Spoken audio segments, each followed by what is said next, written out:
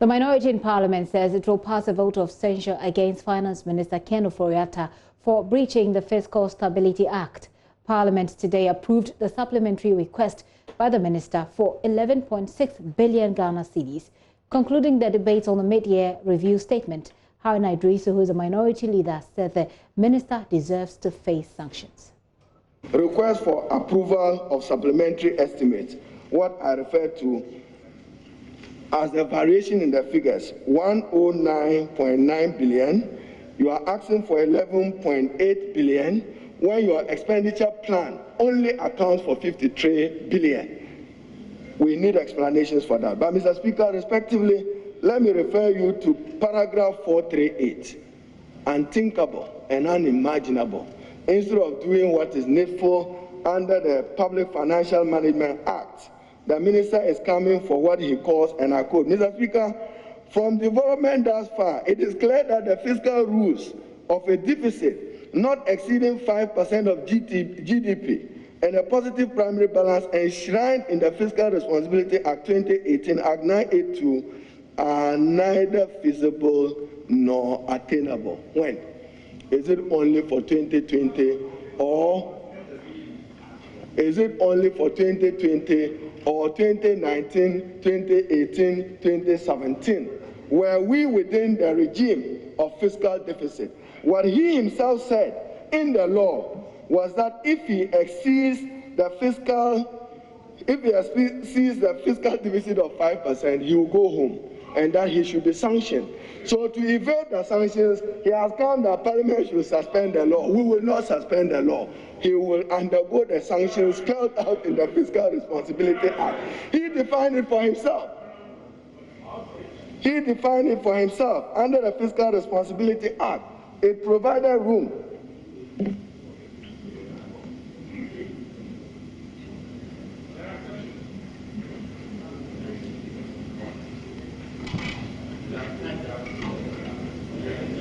Mr. Speaker, he himself accepted fiscal responsibility. And Mr. Speaker, we kept arguing that the best in terms of fiscal management and fiscal legislation was what the NDC under President Mahama bequeathed, the Public Financial Management Act. Now today you are coming for suspension of fiscal rules. Which fiscal rules? In any case, Parliament, do you suspend your laws?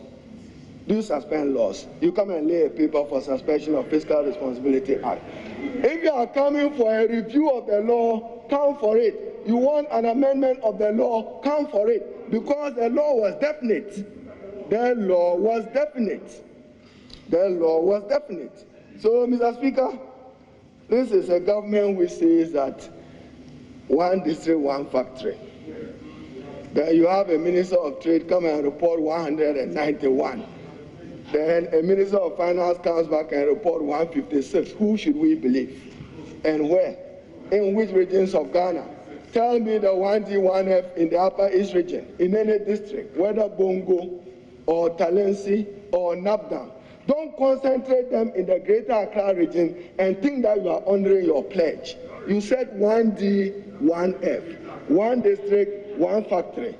Don't come and concentrate them in the Greater Accra region and go putting 1D, 1F signboards on already existing industries and factories and praise yourself. Good initiative, worthy initiative to industrialize at the rural level. You take advantage of it, but you don't come when a Minister for Trade tells us that it is 191, 0 in Upper West region, Upper East region 0 or 1, Northern region, you know where there is. Even in your constituency, I'm yet to cite one. Mr.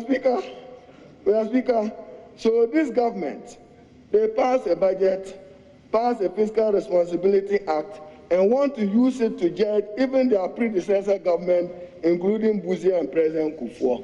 You don't set your own marking scheme and reverse back to mark others who existed before you. Mr. Speaker, so when the choir master says that he has breached his own 5% rules, he is a candidate, a potential candidate for sanctions under the Fiscal Responsibility Act. And we will accordingly sanction him in accordance with the law. That is what this House should do. And Mr. Speaker, one we got is Act 982, and I read, vote of censure. Parliament may, in accordance with Article 82 of the Constitution, pass a vote of censure on the minister where the minister breaches Section 2 by more than 1 percentage point. The deficit is more than that. He is a probable candidate for censure and not a candidate for suspension of our rules. We will not suspend rules because of the convenience of the Honorable Ken Ofori-Atta. That is not acceptable. Mr. Speaker, COVID. You are not the only country hit by COVID. As I said, some countries will do according to their might, others will do according to what they can do. But, Mr. Speaker, this government is audacious. It has buried its head so deep in the sand that it has failed to recognize the decadent music that it set itself loudly when they took office. Reference to IMF, World Bank, Fitch, and Moody, and others in terms of the rating. But, Mr. Speaker, our concern is whether the numbers and figures they are sharing with the Parliament of Ghana is the same numbers and figures they are sharing with the IMF. Mr. Speaker, they have raised $500 million with Standard Chartered Bank. They never came to Parliament for its approval. And should we add that, it's here, the Republic of Ghana Global Medium Term Note Program, $500 million. And then they raised $500 million a day before they issued the bond, which tenor is different than the bond tenor. So, Mr. Speaker, when we say we are concerned about the numbers, we are legitimately concerned.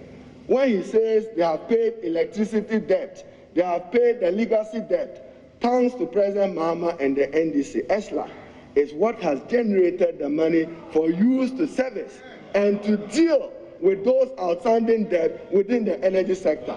It was the intention of John Mahama then as president to use it to give a better and a good balance sheet for the energy sector companies. So when you boast that you have paid $2.1 billion, where is it coming from? Credit the NDC. And sometimes, not every day, that you don't see any merit in it. And Mr. Speaker, may I refer you to page 109 of the budget. And the projections alone, 2.8 billion, ESLA, 2.7 billion Ghana cedis. Thanks to the thoughtfulness of the NDC and its leader, you are able to share some of those issues. I hear the Vice President and the Minister again saying that this government ended doomsday. There was no doomsday when you took office. Minority Leader Haruna Idrisu, the Ken Ofori-Atta, the Finance Minister, also says he spent the extra sums on the COVID-19 fight. Joseph Opoku-Gakpo is joining me right now on phone. Joseph, has there been, before I even get to the response, I just want to understand this vote of censure. The Minority Leader goes on to explain a bit more, but help my ignorance. Is it because he's said to have gone beyond the deficit limits? And so last year, Parliament passed what is called the Fiscal Stability Act. And that act was very specific that when it comes to the nation's budget deficit in terms of monies that we are borrowing to run the economy vis-a-vis the size of the economy, it shouldn't go anything beyond 1%. Well, it shouldn't go anything beyond 5%. So this is something that Parliament passed sometime last year, and it's since become law. Now, the argument that the Minority Leader, Haruna Idrisu, is making is that we've seen a situation where government borrowing has actually gone beyond that particular limit. And from the indication, the reason why this particular legislation was introduced was to create a situation where government will be responsible in its spending. Now, the Finance Minister's explanation is that because of COVID-19 related expenditures, which he sees as a force majeure, the government didn't have any choice than to want to borrow a lot more in order to fund various COVID-19 related activities and also to shore up the economy.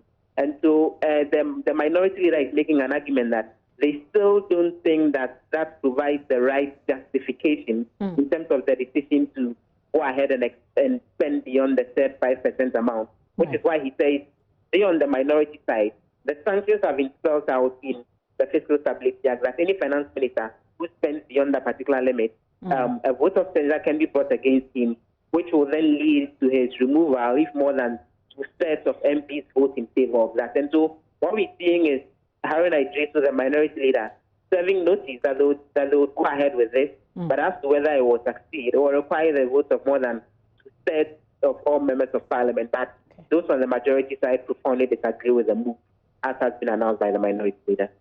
Right, Joseph. You rightly indicated that Ken Ofori-Atta himself has been responding to that. He has, explaining that these are money that he spent to deal with COVID-19 related issues. And so there was a force majeure situation, and he couldn't have done anything except to go ahead and spend beyond the maximum limit. Well, we can hear from the finance minister.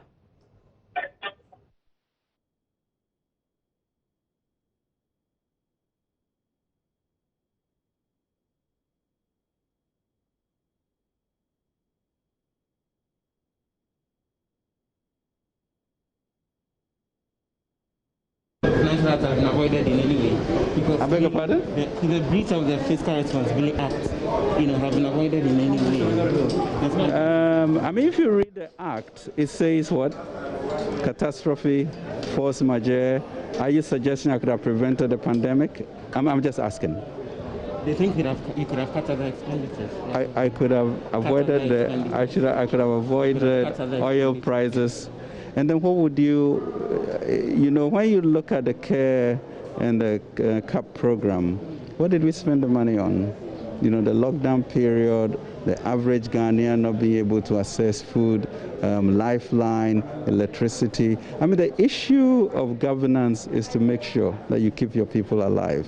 It's very easy to say, cut it out until you see people on the street. This is a government that cares and will not compromise the lives of our people in any way. Thank you. Call that one of the rare moments where you get to get more from the finance minister. Joseph, let me wrap up with you on what else happened in Parliament today. A number of other things. As you can hear the bell ringing in the background. I don't know if you can hear me. I do. But the MPs are being recalled in because they need to get some work done on the birth and death registration bill 2020, which is why they are being asked to come in. So the House earlier approved the supplementary estimate as had been requested for, and they approved a loan agreement for the Kumasi Sechimentia Road, which is something in the region of $50 million.